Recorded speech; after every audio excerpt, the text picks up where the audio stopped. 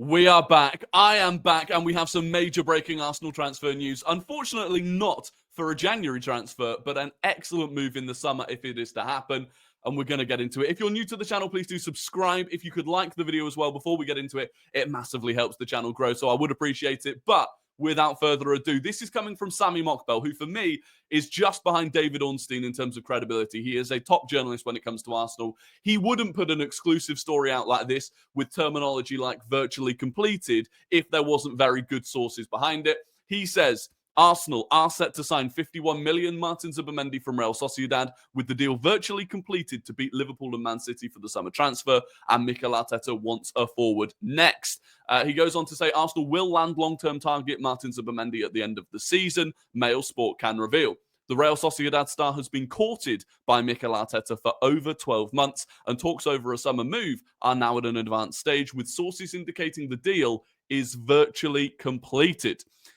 Despite Arsenal's current need for forward incomings owing to long-term injuries to Bukayo Saka and Gabriel Jesus, the Emirates club have focused their attentions on getting a deal in place for Zubimendi. Arsenal would like the midfielder to join immediately, but Sociedad have insisted Zubimendi stays until the end of the season. Zubimendi chose to stay in Spain last summer, despite varying degrees of interest from Arsenal and Liverpool, though it is understood that the Gunners didn't make a formal approach for the player during the previous window. There has also been interest in Zubimendi from Manchester City following the season-ending injury suffered by Rory.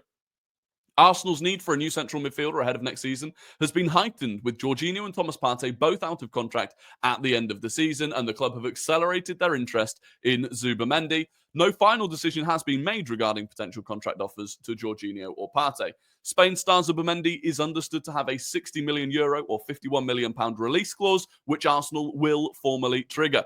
Zubimendi, 25, is viewed as one of the leading midfield talents in European football and is a key player for Spain. The swoop will represent a major coup for Arsenal and Arteta, given the player's burgeoning reputation and interest from top clubs. The club will now focus on strengthening their forward options this month as they look to cope with a worrying injury list. And Arteta said, we are actively looking in the market to improve the squad. And it has been like that since day one. So plenty of information there about the Zubimendi move. On Gabriel Jesus, which was mentioned there, by the way, confirmed today by David Ornstein and referenced by Mikel Arteta that it is an ACL rupture for Gabriel Jesus, which is a massive, massive blow for us, for him. And it may impact some of the business that we do in the summer. But on Zubimendi, he wants to stay until the end of the season because Real Sociedad want him to stay until the end of the season. He has a strong connection to that club, to that fan base. And so it is understandable. And if that's what has to happen to get him, then so be it. But the point is, if you see people spinning this in a negative way and trying to make it a negative thing because he's not an attacker, they either don't know what they're talking about or they thrive off negativity, because this is in every way, shape and form an excellent piece of business. Yes, we have an attacking crisis right now. Yes, the crisis that we have requires us to go and sign an attacking player now. This is irrelevant to that. This is an issue that we were going to hit in the summer, and by already solving it, the club have done very well. Going into the summer, with the prospect of Jorginho and Partey both leaving, which they almost certainly will, Jorginho may even leave this summer with Palmeiras interested in offering him a 3-year deal. Going into the summer, we were going to have a midfield crisis. There is no other way of looking at it, because we were going to be left with a midfield of Rice, Marino, and Martin Odegaard. They would effectively be the 3 midfielders left at the club. So we were going into the summer needing to replace both Jorginho and Partey, needing to sign 2 midfielders. And we have already got in place signing one of the most highly rated midfielders in Europe, a midfielder that Liverpool wanted, that Man City wanted, that Arsenal have wanted for a long time. And for £51 million, because it's a release clause, that is very good business. There's no way of looking at this that isn't just very good. And for that reason, I credit the club. We criticize them when they deserve it. And I think when it's come to attacking players, not doing the business last summer, gambling effectively on the fitness and reliability of certain players, it's cost us. They made a mistake there, and we've spoken about that mistake at length. All you can do moving forwards is correct those mistakes. And it's now Jason Ato, who's reportedly taken over from Edu. Effectively, I think Arteta even confirmed it, Edu is acting sporting director. And if it's him working on this deal, or if the deal was in some way already put in place by Edu, then credit. Credit it goes where it's due. In terms of Zubimendi himself, obviously, I'm going to bring up FOTMob because that's what I do. He's got 1 goal and 1 assist in 17 starts this season. He is a defensive midfielder. He is the 6th for Real Sociedad. Even when Marino was still there, it was always Zubimendi in the 6, Marino in the 8. And I would expect that he's coming into play as a 6 for us. Now, the reason that that's interesting is because that effectively means we're going one of 2 ways. We're either changing the system slightly and we're going to have 2 6s in Zubimendi and Rice with more of a 10 than a right-sided 8 in Martin Ødegaard. And maybe that is Arteta's long-term plan, is actually to have 2 defensive midfielders with Ødegaard sat in front of them and give them more freedom across the pitch.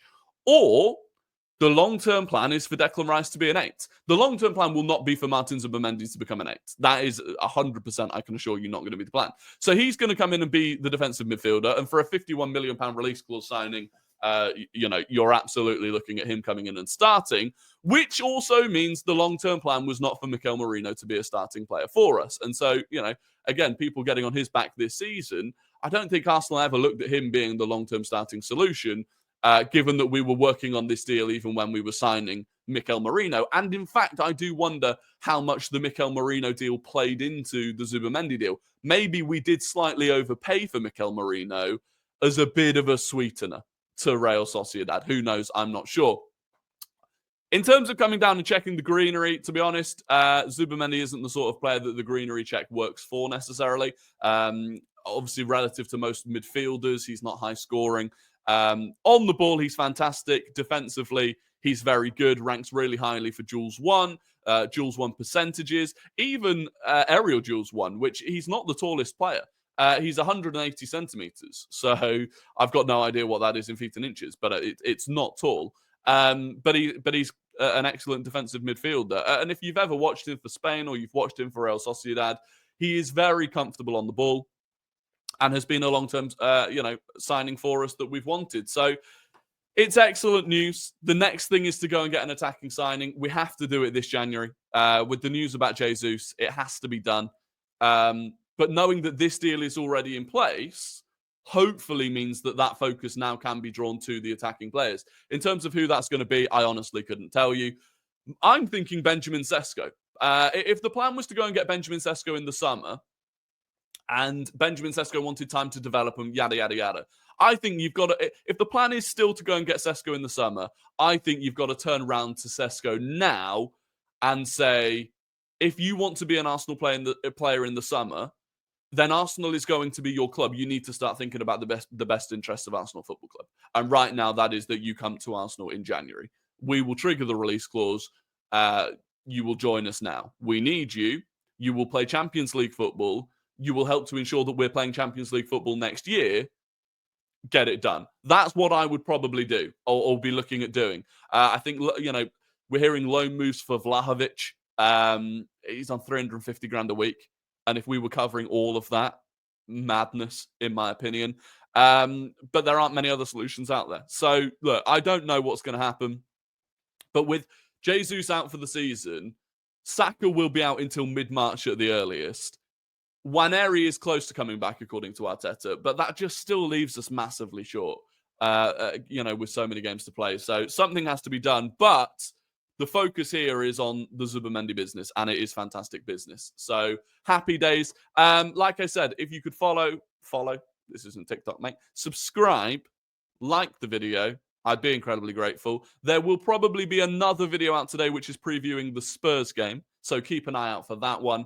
And other than that, have a fantastic day, a fantastic evening, and I'll catch you on the next one. Goodbye.